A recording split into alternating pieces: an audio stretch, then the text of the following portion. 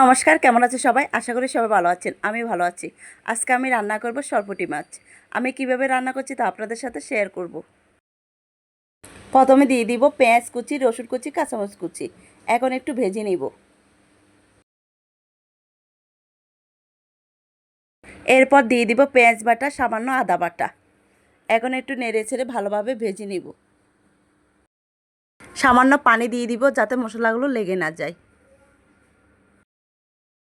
এখন দিয়ে দিব হলুদের গুঁড়া, মরিচের গুঁড়া, লবণ, জিরার গুঁড়া।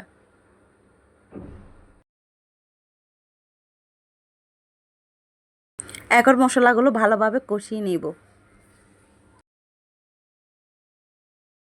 এরপর দিয়ে দিব টমেটো কুচি। এখন আরেকটু ভালোভাবে কষিয়ে নিব। মশলাগুলো কষানো হয়ে গেছে। এখন ঝোলের জন্য পরিমাণ মতো পানি দিয়ে দিব।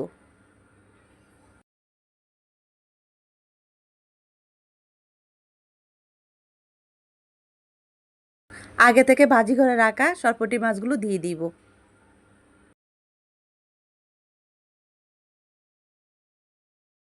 এখন একটু নেড়েচেড়ে কিছুক্ষণ রান্না করে নেব।